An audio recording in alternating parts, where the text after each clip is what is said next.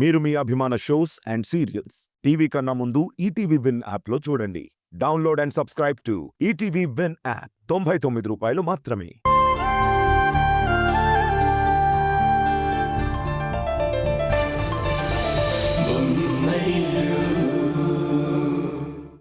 మీరు చేసిన పని వల్ల క్లబ్కి రావాల్సిన డొనేషన్ ఆగిపోయింది. మీ మీద మేము సరైన యాక్షన్ తీసుకోకపోతే క్లబ్కున్న గుడ్ విల్ కూడా డ్యామేజ్ అవుతుంది.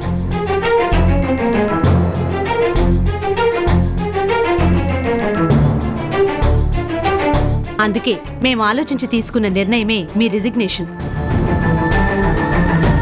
మీరు రిజైన్ చేసి ఇక వెళ్ళిపోవచ్చు.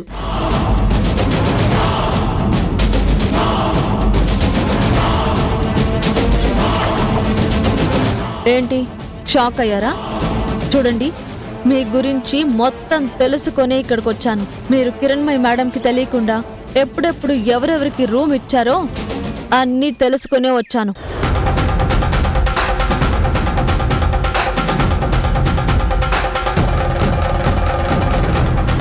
మీ భాగవతం మొత్తం ఈ ఫైల్లో ఉంది. ఈ ఫైల్ పోలీసులకి హ్యాండ్ ఓవర్ చేయమంటారా?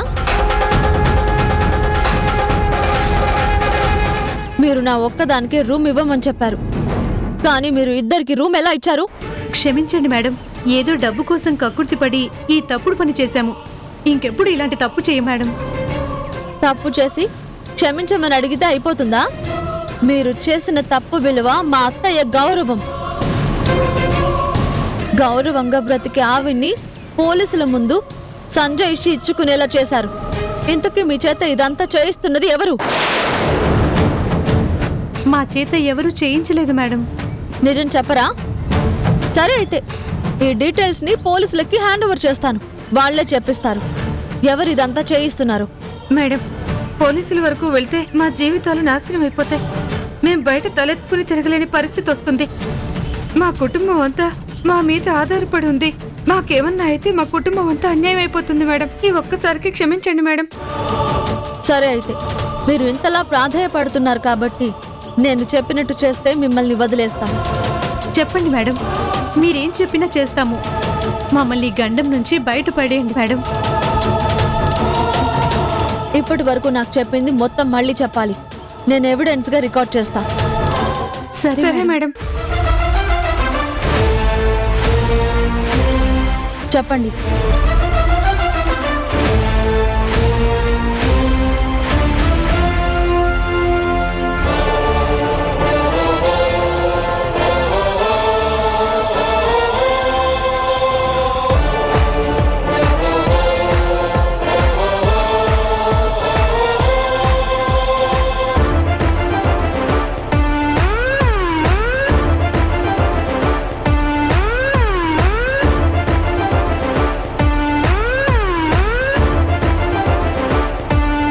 క్లబ్ కమిటీ మీటింగ్ కి మీరు అటెండ్ అవ్వాలి. అటెండ్ అయ్యి కిరణ్మయి మేడం నిర్దోషి అని మీ నోటితో మీరు చెప్పాలి. అలాగే మేడం, మీరు చెప్పినట్టే చేస్తాను. దయచేసి పోలీసుల దగ్గరికి మాత్రం ఈ విషయాన్ని తీసుకెళ్లొద్దు.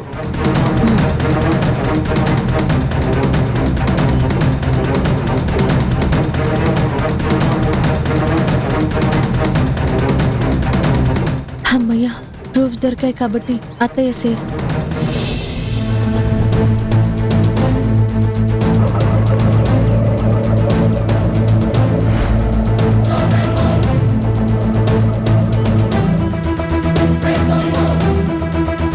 Ma'am, resignation.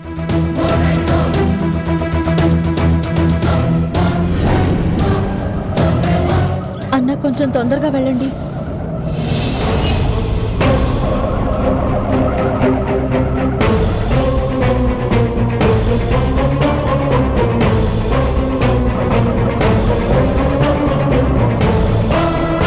ఇన్ని రోజులు మీరు ఈ క్లబ్కి చాలా సేవ చేశారు. అందుకే మీకు ఈ ఒక్క ఫేవర్ మాత్రం చేయగలిగాం మేడం.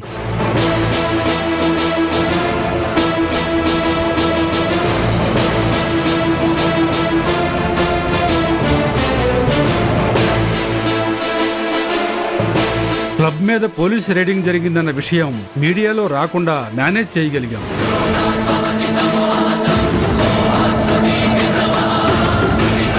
మేడం, మీకిచ్చిన టైం అయిపోయింది. మీరు ఈ రిజిగ్నేషన్ లెటర్ మీద సైన్ చేయండి.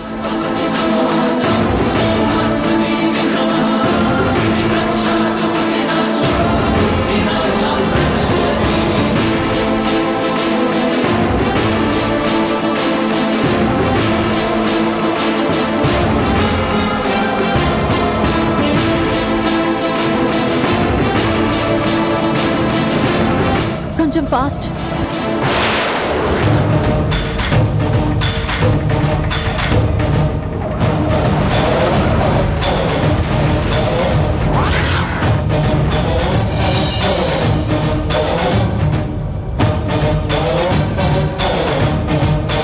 ఆగండి అత్తయ్య.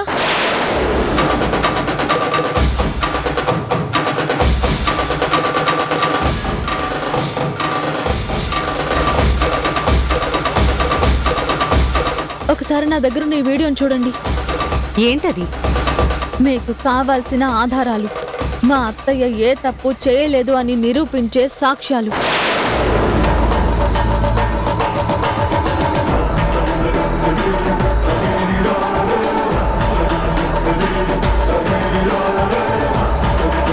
క్షమించండి మేడం, ఏదో డబ్బు కోసం కక్కుర్తిపడి ఈ తప్పుడు పని చేశాము.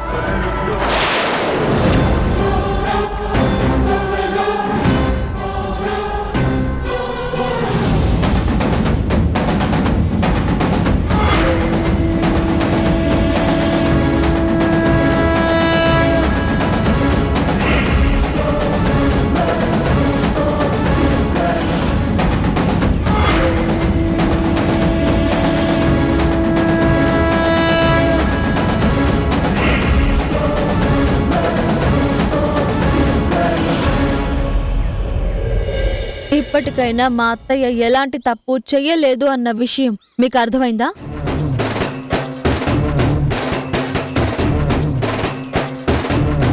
కిరణ్మయ్య గారు, ఈ సాక్ష్యాలన్నీ చూశాక జరిగిన దాంట్లో మీ తప్పేమీ లేదని ప్రూవ్ అయింది.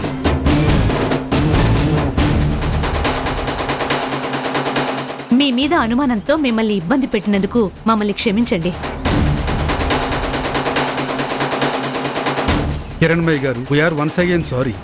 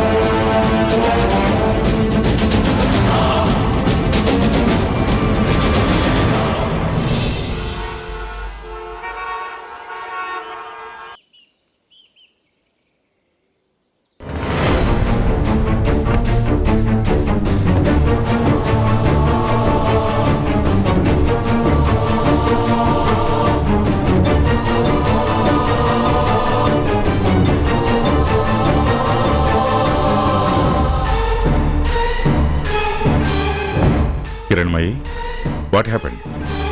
Anything serious? సీరియసే, రక్తం మరిగిపోతుంది. కూల్ కిరణ్మయి, అసలేం జరిగింది? నేను ఏదైనా సొల్యూషన్ చెప్పగలనేమో ఆలోచిస్తాను.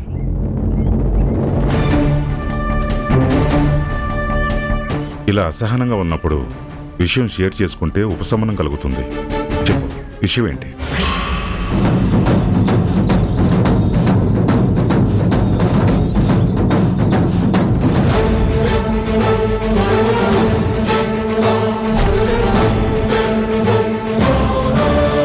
అంటే మొన్న న్యూస్ పేపర్లో చదివింది నీ గురించేనా? ఆ రోజు ఎవరిదో కేసు అనుకుని మేము కూడా తప్పుగా ఆలోచించాం. నోటుకొచ్చిందల్లా మాట్లాడాం. అవును, ఆ న్యూస్ నా గురించి. కాకపోతే పేర్లు వేయకుండా మొత్తం మ్యాటర్ అంతా వేశారు. ఆ సంఘటన జరిగినప్పటి నుంచి నేను నిద్రపోయింది లేదు. నేను 3 days నుంచి పడ్డ నరకం మాటల్లో చెప్పలేను. పెద్ద డేంజర్ నుంచి బయటపడ్డావు కిరణ్మయి. ఇంత జరుగుతున్నా మాకు ఎవ్వరికీ ఎందుకు చెప్పలేదు? మాతో అప్పుడే చెప్పుంటే నీకింత స్ట్రగుల్ ఉండేది కాదు కదా. థ్యాంక్ గాడ్ సమయానికి ఉష ఆధారాలు పట్టుకొచ్చింది కాబట్టి సరిపోయింది. లేకపోతే సిచ్యువేషన్ పోలీసుల దాకా వెళ్ళేది. నిజంగా ఉష చాలా గ్రేట్. నువ్వు తీసుకురాలేకపోయిన సాక్ష్యాలు తను తీసుకొచ్చింది కాబట్టి. తను అనుకుందంటే ఎంత దూరమనే వెళ్తుంది. తను నిజంగా చాలా రిస్క్ తీసుకుంది కిరణ్మయి. నీ ప్రతిష్టకి భంగం కలగకుండా అడ్డుకుంది. అదే నాకు నచ్చడం లేదు. నా అనుభవం ముందు ఉష అనుభవం ఎంత? నన్ను ఉష కాపాడుతుందా? నా ముందు తల దించుకొని నిలబడాల్సింది. రేపు నన్ను ఈ ఉచ్చులోంచి బయటికి తీసుకొచ్చాను అనే అహంతో నా ముందు తల ఎగిరేసుకొని నిలబడుతుంది. అది నాకు నచ్చదు. సాయం చేసింది ఎవరైనా చేసిన వాళ్ళ మీద కృతజ్ఞతతో ఉండాలి కిరణ్మయి. కానీ నువ్వు సాయం చేసే వాళ్ళల్లో కూడా హెచ్చుతగ్గులు చూస్తున్నావు. అవును, చూస్తాను. నేను సాయం చేశాను అని నా కోడలు నా కళ్ళలోకి సానుభూతిగా చూడటం నాకిష్టం లేదు. అది 10 మందికి నా నిస్సహాయ స్థితిని, అది నన్ను ఉద్ధరించిన విధానం గురించి చెప్పుకోవడం నాకు నచ్చదు. ఎంత పెద్ద సింహమైనా దాని కాళ్ళకి సంకెళ్ళు లేనప్పుడు అది అడవికి రాజు. వలలో చిక్కుకున్నప్పుడు కాదు. దాని వల నుంచి విడిపించి స్వేచ్ఛ ప్రసాదించిన చిట్టెలుకకి కృతజ్ఞతతో ఉండటంలో తప్పులేదు. ఇంత పేరు పలుకుబడి ఉండి కూడా నువ్వొక ఉచ్చులో చిక్కుకున్నప్పుడు నీ కోడలు నీకు స్వేచ్ఛ ప్రసాదించింది.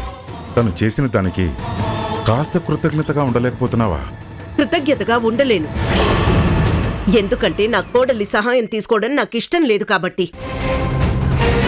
అది ప్రసాదించిన స్వేచ్ఛ నాకు నచ్చడం లేదు కాబట్టి. సరే, ఆ విషయం గురించి వదిలే.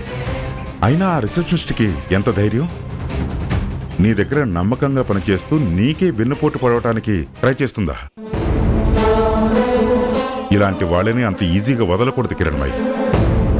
అవును, నన్ను చూసినప్పుడల్లా మేడం మేడం అంటూ లేని విని అన్ని నటిస్తూ ఇప్పుడు నన్నే రోడ్డు మీదకి ఈడ్చింది. దాన్నంత ఈజీగా వదలను.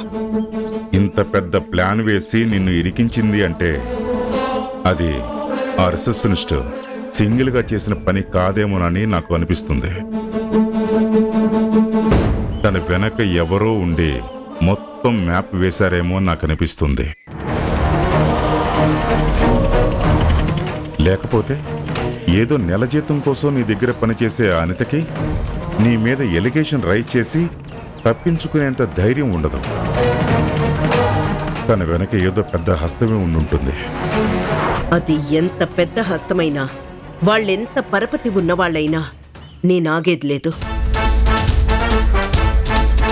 ఈ కిరణ్మయితో పెట్టుకున్నారుగా, నేనేంటో చూపిస్తాను. నేను 3 days నుంచి పడ్డ టార్చర్కి 10 చూపిస్తాను. ఆట మొదలెట్టారుగా, ఈ కిరణ్మయి వేట ఎలా ఉంటుందో చూపిస్తాను.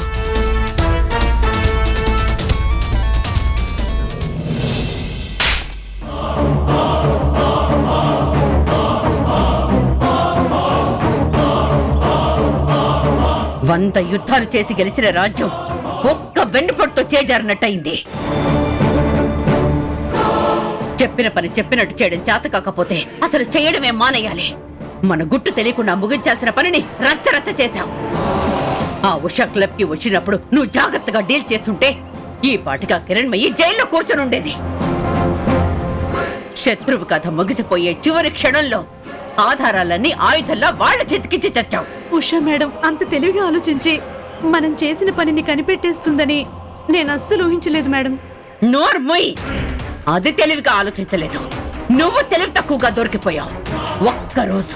ఒకే ఒక్క రోజు నువ్వు నిర్లక్ష్యంగా ఉండకపోయుంటే ఈ పాటికి నా శత్రువు పతనాన్ని చూసి నేను సంబరాలు చేసుకునేదాన్ని. అది కాదు మేడం. నోర్మొయ్, నేను నోరు ముయ్యమని చెప్పానా? నోరు తెచ్చావంటే నాలుక చీరేస్తాను. కిరణ్మయి మీద గెలవబోతున్నానని ఎన్ని కలలు కన్నానో తెలుసా? నా కలల మీద కారం కొట్టావు. నీ తెలివి తక్కువ బుర్రతో చేసిన ఒకే ఒక్క తెలివైన పనేంటో తెలుసా? నీ ఇల్లు వదిలి రావడం, నీ జాడ తెలియకుండా చేయడం. అది కూడా చెయ్యకపోయుంటే ఈ పాటికి తను కాకుండా మనం ఊచలు లెక్క పెట్టాల్సి వచ్చేది. ఇక ఈ చుట్టుపక్కల నువ్వు కానీ నీ వాళ్ళు కానీ నాకెక్కడా కనిపించకూడదు.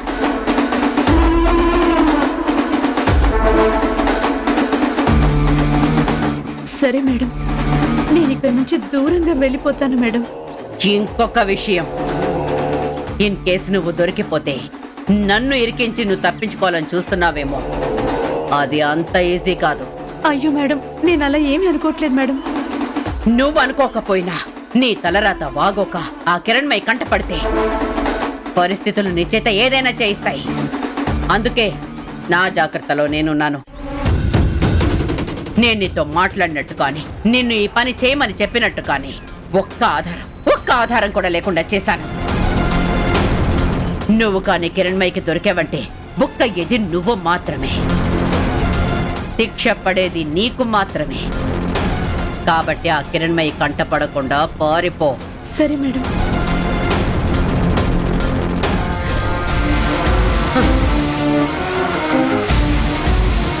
కిరణ్మయి, నీ కోడల పుణ్యమాని త్రుటిలో తప్పించుకున్నావు.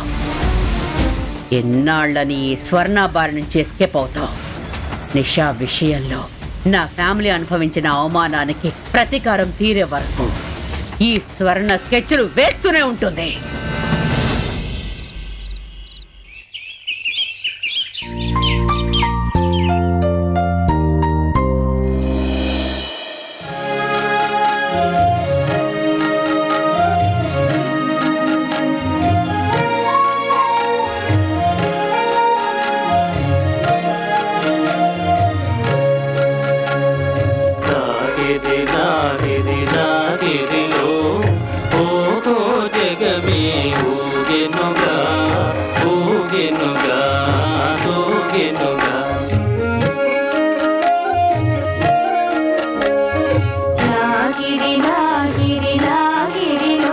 సంజయ్,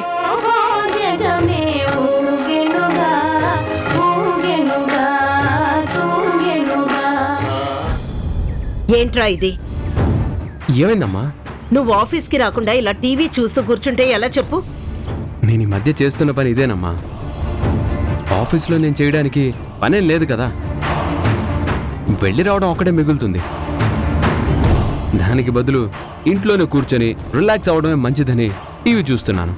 ఏమైందిరా నీకు? ఈ మధ్య నీలో చాలా మార్పు గమనిస్తున్నాను. ఆఫీస్కి రావట్లేదు, పని మీద కాన్సన్ట్రేట్ చేయట్లేదు, ఎప్పుడూ ఏదో లోకంలో ఉంటున్నావు. నీలాంటి టాలెంటెడ్ పర్సన్స్ ఇలా ఇంట్లోనే ఉండిపోతే ఆ తెలివితేటలు దేనికి పనికి రాకుండా పోతాయి. ఆఫీస్లో నా టాలెంట్ను ఉపయోగించాల్సిన అవసరం పెద్దగా ఉండట్లేదు కదమ్మా. అలాంటప్పుడు ఈ టాలెంట్ని తీసుకెళ్ళి అక్కడేం చేయమంటావు చెప్పు? అదేంట్రా అలా అంటావు? పని చేయడంలో ఉన్న ఆనందం ఇలా ఖాళీగా ఉండడంలో ఉంటుందా? నాకెంత ఆనందంగా ఉందనేది పక్కన పెట్టమ్మా. ఎంత పెద్ద పనైనా తమ్ముడే చేసేసుకుంటున్నాడు. ఎలాంటి ఇష్యూ అయినా చక్కబెట్టేస్తున్నాడు. నేను వెళ్ళి అక్కడ వాడిని ఇబ్బంది పెడుతూ అటు ఇటు తిరగడం తప్ప చేసేదేం ఉండదు. అలా అని పూర్తిగా ఆఫీస్కి రావడం మానేస్తావా? నువ్వు చేయాల్సిన పనులు కూడా ఉంటాయి కదరా. నేను చేయాల్సిన పనులు కూడా కిరణే చేస్తున్నాడు కదమ్మా. అందుకే నేను ఆఫీస్కి వెళ్ళానని నీకెప్పుడూ చెప్పాను. అయినా నువ్వే వినకుండా మళ్ళీ మళ్ళీ ఆఫీస్కి వెళ్ళమని చెప్తున్నావు. నేను ఆఫీస్కి వెళ్ళి కిరణ్ని విసిగించే కన్నా వాడి పనేదో వాడిని ఫ్రీగా చేసుకుని ఇవ్వడం మంచిదని నా ఉద్దేశం. అన్నయ్య, నువ్వు రావడం నన్ను విసిగించడం ఎందుకు అవుతుందన్నయ్య? నిజానికి నువ్వు లేకపోతే ఆఫీస్లో అసలు కళే లేదు. నువ్వు ఇలా చిన్నపిల్లల మొండికేయకుండా ఆఫీస్కి రా అన్నయ్య. అన్నయ్య ప్లీజ్. సంజయ్, మరీ అంత బతిమాలించుకోకురా. నువ్వు వస్తే గానీ పెండింగ్ పనులు క్లియర్ అవ్వవని చెప్తున్నాడు కదా. నీకు ఆఫీస్లో పని లేదు అన్నావు, కానీ నువ్వు మాత్రమే చేయగలిగిన వర్క్స్ చాలా ఉన్నాయని కిరణ్ చెప్తున్నాడు. అది కాదమ్మా. ఇంకా ఏంట్రా కాదు అవును అని? ఇక నువ్వు చెప్పే సాకులేవి నేను విందల్చుకోలేదు. నువ్వు ఆఫీస్కి రావాలి అంతే.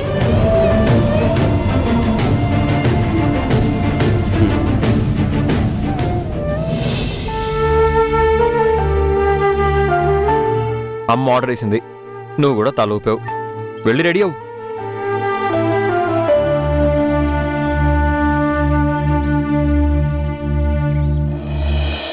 ప్రేమయాత్రలకు బృందావనము నందనవనము ఏలనో కులుకులొలుకు చెలి చెల్తనుండగా వేరే స్వర్గము ఏలనో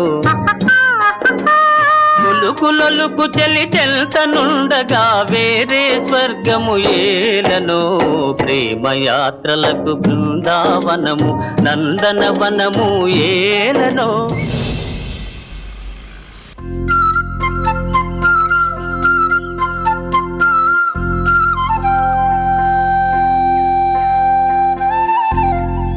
good morning sir. Good morning.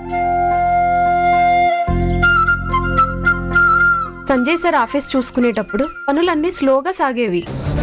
Kiran sir వచ్చిన తర్వాత వర్క్స్ అన్ని చాలా స్పీడ్గా అవుతున్నాయి. అవును ఆశా, నువ్వు చెప్పింది చాలా కరెక్ట్. ఆ Kiran sir decisions jet speed లో ఉంటాయి.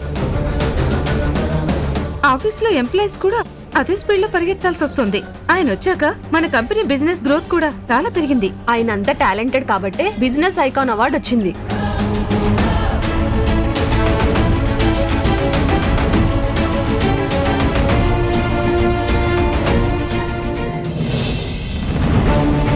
సంజయ్ సార్ ఆఫీస్ చూసుకునేటప్పుడు పనులన్నీ స్లోగా సాగేవి. కిరణ్ సార్ వచ్చిన తర్వాత వర్క్స్ అన్ని చాలా స్పీడ్ గా అవుతున్నాయి. అవును ఆశా, నువ్వు చెప్పింది చాలా కరెక్ట్. ఆ Kiran sir decisions jet speed లో ఉంటాయి.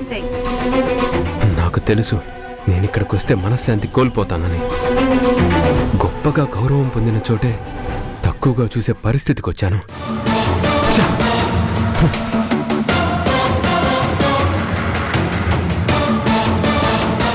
ఈ విషయం అమ్మకు అర్థం కావడం లేదు. మీ అవసరం లేని కంపెనీకి ఊడిగం చేస్తూ ఉండిపోయే కన్నా మీరే ఒక కంపెనీ పెట్టి మీ విలువ పెంచుకోండి. నువ్వే 10 మందికి పని కల్పించి గుర్తింపు తెచ్చుకో.